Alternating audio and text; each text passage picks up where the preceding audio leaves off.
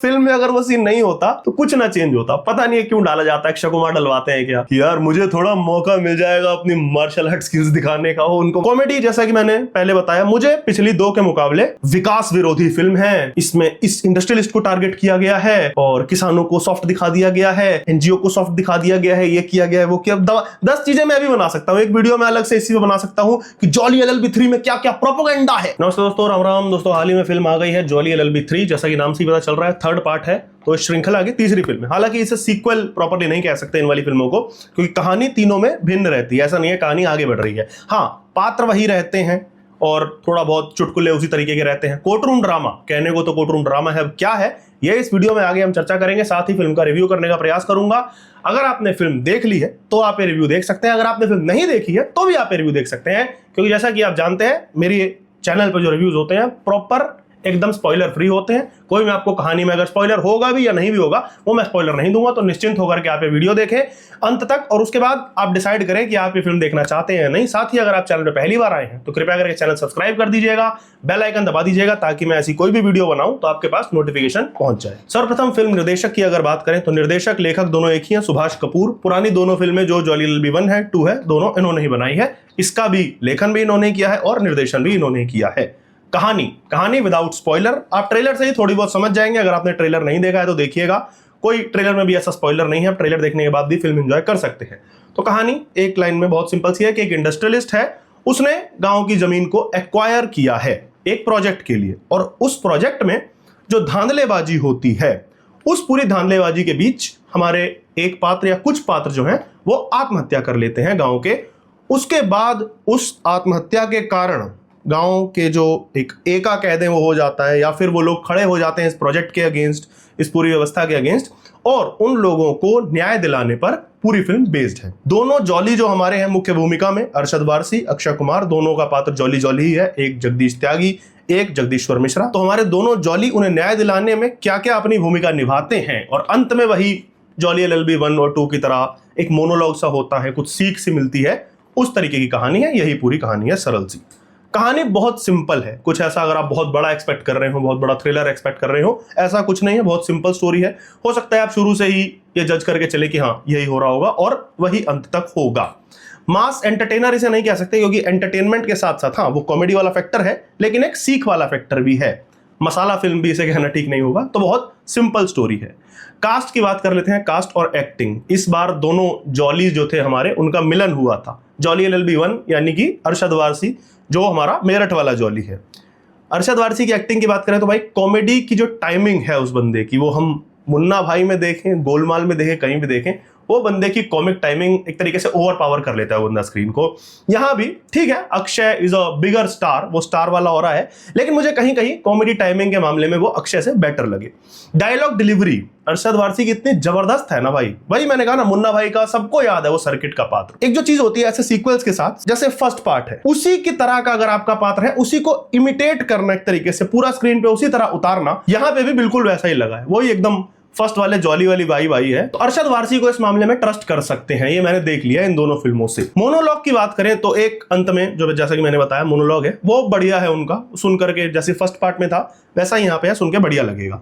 दूसरे हमारे जॉली जो है अक्षय कुमार, वो हमारा कानपुर वाला जॉली है। अक्षय कुमार के लिए यार पता नहीं, ये मुझे ही लगता है या सच में अक्षय कुमार के साथ थोड़ा सा वो हो गया है, वो कहीं कहीं ओवर कर देते हैं यार। जैसे एक वो हो गया ना उनका नॉर्मल सा, कि जैसी हंसी वो कपिल शर्मा शो में हंसते हैं, जैसी असल जीवन में हंसते हैं, जैसे वो असल जीवन में एक्ट करते हैं, वैसा ही अब वो फिल्मों में करने लगे हैं। वही शाहरुख वाला, सल्लू वाला, उसी वाइब में अक्षय कुमार भी चले गए हैं कि यार ही इज प्लेइंग हिमसेल्फ। तो कहीं कहीं वो क्रिंज सा हो जाता है कि अपने आप को ही प्ले कर रहे हैं। हम ऑफ कैमरा अक्की को जैसा देखते हैं, ऑन कैमरा भी वैसा ही लग रहा है। संवादों के साथ वो पता नहीं खेल करते हैं क्या करते हैं, बीच बीच में वही है ना एक अक्षय कुमार का स्टाइल कि ओ बेटा यहाँ, वो सब चीजें, ओ मोटे क्या कर रहा है, अबे क्या। तो ये ऐसा लगता है कि यार ये स्क्रिप्ट में था या इन्होंने खुद इंप्रूव कर दिया, क्योंकि असल जीवन में भी वो ऐसे ही है। उस तरीके का फनी एलिमेंट अगर हम कहें उनके अंदर जो है, वो उनका फनी यही होता है, वही वो फिल्मों में करने लगे हैं। तो ऐसी फिल्मों में तो चल जाता है, कॉमेडी है, लेकिन फिर वो सीरियस रोल में भी कई बार कर देते हैं। चलो छोड़ो, वो अलग है कि भाई क्या है, थोड़ा थोड़ा क्रिंज लग जाता है। लेकिन अक्की फैन बॉयज जो हैं उनको भाई ये चीज पसंद आती है, वो कहते हैं कि भाई यही तो कल्ट है अक्की भाई का। तो वो चीज है, अब सल्लू भाई वाले उन्हें ग्रुप में जाना है तो ठीक है। मोनोलॉग के मामले में अक्षय ने भी न्याय किया है, जैसा कि मैंने बताया अंत में उनका भी मोनोलॉग है, उनके शायद एक दो हैं, तो वो उन्होंने बढ़िया किया है। जहां बढ़िया है वहां बढ़िया है, लेकिन जहां थोड़ा बहुत हक देते हैं तो बोलना पड़ेगा। दोनों के ही मोनोलॉग की अगर मैं तुलना करूं, क्योंकि वो एक क्रूशियल पार्ट प्ले करते हैं फिल्म में। अक्षय कुमार का जो पात्र है उसका मोर केस बेस्ड है, अरशद वारसी के पात्र का जो केस का निचोड़ निकलता है और उससे हमें जो सीख मिलती है उस पर बेस्ड है। हालांकि लगभग दोनों ने 50-50 एकदम 50-50% पे छोड़ा, बहुत बढ़िया किया है। फिर भी अगर मुझे एक चुनना हो तो मैं अरशद वारसी वाले को थोड़ा सा 51 दूंगा, 49 अक्षय कुमार को मार्क्स दूंगा, क्योंकि अरशद वारसी वाला थोड़ा सा इमोशनल एंगल था उसमें। अगले पात्र पे हम आते हैं भाई, जो जॉली एलएलबी फ्रेंचाइजी की जान है, वो है हमारे जज का पात्र सौरभ शुक्ला जी। भाई एक तो इस बंदे की एंट्री देखना, अगर आप ये फिल्म देखोगे तो एंट्री तो आप एंजॉय करोगे। हर बार जॉली एलएलबी 1 हुई, 2 हुई, 3 हुई, इस बार भी उन्होंने बढ़िया की है वो एंट्री। इसके साथ ही एक नई चीज जो हुई है, उनके निजी जीवन में झांकने के लिए एक झरोखा सा बनाया गया है फिल्म में, जिसको देख करके आपको मजा आएगा। फिल्म थोड़ी सीरियस चल रही होगी, फिर बीच में जो उनके सीन से आ जाते हैं, वो जो करने का प्रयास कर रहे हैं अपने निजी जीवन में, वो आपको देख करके मजा आएगा। इस फिल्म में एक और चीज है, इस बंदे का रोल देख करके लगता है कि भाई ये रोल सौरभ शुक्ला से बेहतर शायद कोई ना कर पाता। ऐसा हमें कई रोल्स के साथ लगता है, तो ये उस तरीके का बंदा है कि यार लगेगा कि अगर कल को वो बंदा रिप्लेस हो गया तो ये फिल्म ठप हो जाने वाली है। उस तरीके का बंदा बन गया है। वो बाबू भैया वाला है ना, सीधा एकदम कि बाबू भैया गए तो फिर हेरा फेरी या हेरा फेरी सीरीज ही खत्म, पैसा सही है इनका। एक्ट्रेसेस जो मेन लीड है, वैसे भाई उनका स्क्रीन टाइम दोनों का ही, हुमा हो गई, अमृता हो गई, दोनों पत्नियों की भूमिका में है रेस्पेक्टिवली, 1 जॉली 2 जॉली की। उतना स्क्रीन टाइम उनका नहीं है। हुमा कुरैशी का तो शायद होना ना होना एक तरीके से बराबर ही था। वो पुरानी फिल्में थी ना, तो उनकी कंटिन्यूटी बना के रखनी थी, अगर हटा देते तो थोड़ा सा हो जाता कि अरे इसकी तो पत्नी भी थी इस पात्र की, कहां गई। अमृता का थोड़ा बहुत रोल है, लेकिन एक्टिंग दोनों की वही, जब स्क्रीन टाइम ही नहीं मिला तो क्या ही आप जज कर लोगे, जितनी की है वो एवरेज की है। गजराज राव वो बिजनेसमैन की भूमिका में यहाँ में दिखे हैं, इस बंदे के साथ भी वो चीज है, ये बंदा हर जगह फिट हो जाता है। ये वो वाले एक्टर है ना जो बुढ़ापे में जिन लोगों को बढ़िया वाला फेम मिला है, बड़ी बड़ी फिल्में मिलने लगी हैं, ढंग के रोल मिलने लगे हैं, कि स्क्रीन पे दिखने लगे हैं, वैसे ही वो यहाँ बढ़िया लगे हैं। नेगेटिव पात्र है, ये स्पॉइलर नहीं है, ये तो आप ट्रेलर से समझ ही गए होंगे। नेगेटिव पात्र है तो थोड़ी सी वो हेटरेट टाइप का आ जाता है। एक्टिंग की बात करने की इस बंदे की जरूरत नहीं, सीनियर एक्टर है, अपने रोल में ढला है बंदा, बढ़िया लगा है। हाँ वो टकले बने हैं तो वो थोड़ा विग लगाया है, वो साफ पता चल रहा है कि विग लगाया है, बाकी वो तो चलो मेकअप वाले का काम है, उसका कुछ नहीं है पात्र का उसमें, लेकिन अपना पात्र उन्होंने ऑनेस्टली निभाया है। इसके साथ ही सीमा बिस्वास वो गांव की महिला बनी है, ट्रेलर में भी आपने देखा होगा। उनके संवाद बहुत कम है फिल्म में, मतलब ना के बराबर है, लेकिन जितना और जब जब वो फिल्म में बोलती हैं वो माहौल एकदम गंभीर कर देंगे। उनकी एक्टिंग वो स्क्रिप्ट में वैसी लिखी थी कि भाई स्ट्रेट फेस इमोशनल एक्टिंग आपकी है, और वो उन्होंने बहुत ऑनेस्टली किया है। शिल्पा शुक्ला, इनका बहुत कम रोल है। शिल्पा शुक्ला जो लोग नहीं जानते हैं, चक दे इंडिया में जो थी, बढ़िया रोल है, जो भी है, बहुत कम है, स्क्रीन टाइम एकदम कम है, लेकिन उसमें एक जो ट्रिब्यूट दिया गया है, शाउट आउट दिया गया है, बता ही देता हूं, FIR शो आया करता था सब टीवी पे, उस एक तरीके का शाउट आउट ही है फिल्म में। कैसे दिया गया है वो आप फिल्म जब देखेंगे तो जान जाएंगे। राम कपूर भी दिखे हैं, ट्रेलर में भी आपको दिख गए होंगे, वो भी वकील बने हैं। इस बंदे में भी क्लास है, मतलब इसकी वाली पर्सनैलिटी है, स्क्रीन पे आता है तो लगता है कोई खड़ा है। दूसरी चीज, ये जो पतला हुआ है भाई बंदा इस एज में आ करके, एक्टिंग से ज्यादा, इस फिल्म से ज्यादा उस चीज की तारीफ करनी चाहिए। जितना उनका स्क्रीन टाइम था उन्होंने बढ़िया किया। उनका भी एक मोनोलॉग है, वो भी बढ़िया है, अपने लेवल पे सही किया है। संवादों की बात कर लेते हैं। ऐसी फिल्मों में संवादों का ही मेन रोल होता है, कोई टेक्निकलिटीज तो इतनी होती नहीं उस फिल्म में, सिनेमेटोग्राफी है वो। संवाद एक मुझे बहुत बेहतरीन सा लगा, बड़ा अच्छा सा मुझे लग गया। संविधान के ऊपर एक चीज कही गई है कि संविधान हमारा 2 चीजों पे बेस्ड है, 2 चीजें वो कहने का प्रयास करता है, एक है लेटर और एक है भावना। सब लोग लेटर पे जो है ना उस पे फोकस करते हैं, यानी जो लिखा है उसे अप्लाई करने में लग जाते हैं, बस ये लिखा है ये अप्लाई कर देना है। जो भावना है उस लेटर के पीछे की, जो मंशा है, उस पर कोई ध्यान नहीं देता। ये हमारे जज का पात्र यानी सौरभ शुक्ला जो है वो बोलते हैं, और बहुत गहरा ये संवाद था। आज के समय को या किसी भी समय को, स्वतंत्रता के बाद जब से संविधान बना है, उसे देखा जाए तो आपको हर जगह हमारे देश की पॉलिटिक्स में, कोर्ट में, कानून व्यवस्था, सरकारी अफसर, ये सब में वही होता दिखेगा कि सब संविधान की दुहाई जो दे देते हैं ना, ये लिखा है फलाने आर्टिकल में, ये अरे लिखा क्या है वो मैटर करता है, या जो लिखने के पीछे जो इंटेंट था वो मैटर करता है, या अगर इंटेंट फुलफिल हो गया है तो क्या उस लिखे हुए को नजरअंदाज किया जा सकता है आज के समय में। ये डिबेट कोई नहीं करता, इस पर कोई बात नहीं करता, बस अप्लाई करने में, थोपने में लग जाते हैं संविधान। बाकी संवाद फिल्म के पिछली 2 फिल्मों के मुकाबले मुझे कहीं ना कहीं हल्के लगे, क्योंकि पिछली 2 से पहली वाली मेरी वन ऑफ द फेवरेट थी, दूसरी थोड़ी कम। सौरभ शुक्ला का जो पात्र है उसके कहीं कहीं संवाद बढ़िया है, सीरियस में भी और कॉमेडी में भी। वो सीख सी दे देते हैं आपको, क्योंकि वो पात्र भी बहुत फेडअप सा हुआ है। वो मैं बताऊंगा नहीं, वो आप फिल्म में जब आप देखेंगे तो आपको लग जाएगा क्यों मैं कह रहा हूं। लास्ट में वही 3-4 मोनोलॉग हैं सबके अलग अलग, वहां पे संवाद ठीक लिखे हैं। वो इस तरीके के लिखे हैं कि आप एक मोनोलॉग पूरा काट दोगे तो वो यूट्यूब पे डल सकता है। पंच लाइन्स की मतलब पंचेस जो है, चुटकुले जो हैं, वो इस बार कम है। और पंचेस से ही मैं आऊंगा अगले पॉइंट पे कि कॉमेडी। टेक्निकली ये एक कॉमेडी फिल्म है, ठीक है, उसमें ड्रामा है, सीरियसनेस भी है। केस सीरियस है तो ऑब्वियसली सीरियस होगा, लेकिन technically it's a comedy film. अब कॉमेडी के लेवल पे ही अगर मैं जज करूं तो फर्स्ट के मुकाबले जोक्स बहुत नीचे आ गए हैं, या फिर ऐसा लग रहा है कि रिपीटेटिव हो रहे हैं। मतलब मेरे हिसाब से first was the best, second jolly LLB 2 थोड़ा सा नीचे आया ग्राफ, और ये वाली और नीचे आ गया कॉमेडी के लेवल पे मैं कह रहा हूं। ट्रेलर का ही आप देखेंगे ना, वो अंत का जोक है जो, वो मतलब क्या है, छोले राजमा खट्टी डकार, क्या बोल रहे हो मतलब। ठीक है, फैमिली वाले, वो पूरी फैमिली जब फिल्म देखने जाती है तो इस चीजों पे हंस लेती है कि ठीक है वेजिटेरियन सी कॉमेडी हो रही है, हंस लेते हैं, खट्टी डकार राजमा छोले। यार कोर्टरूम ड्रामा है, आप काफी कुछ अच्छा डाल सकते थे, वो उतना नहीं किया गया। टेक्निकलिटीज पे आ जाते हैं, वैसे इतना कुछ है नहीं, जैसा कि मैंने कहा। सिनेमेटोग्राफी की बात करें तो उतना मैटर नहीं करती ऐसी फिल्मों में। एक्शन डाला गया है, जबरदस्ती का डाला है। वो एक जगह रेस है, ऊंट वूट दिखाए हैं, ट्रेलर में भी आपने देखा होगा। कोई नीड नहीं थी उस सीन की। फिल्म में अगर वो सीन नहीं होता तो कुछ ना चेंज होता। पता नहीं है क्यों डाला जाता है, अक्षय कुमार डलवाते हैं क्या कि यार मुझे थोड़ा मौका मिल जाएगा अपनी मार्शल आर्ट स्किल्स दिखाने का, वो उनको मजा आता है, पता नहीं। इतना कुछ इंपॉर्टेंट नहीं था। बाकी सिनेमेटोग्राफी का उतना स्कोप ही नहीं था। ड्रोन शॉट्स हैं थोड़े बहुत गांव के जो ऊपर से लिए गए हैं। बाकी जैसा कि मैंने बताया एक्शन जबरदस्ती का डाला है तो भागदौड़ होती है, उसमें थोड़ा बहुत स्कोप था कैमरा वर्क का, बाकी उतना कुछ नहीं था।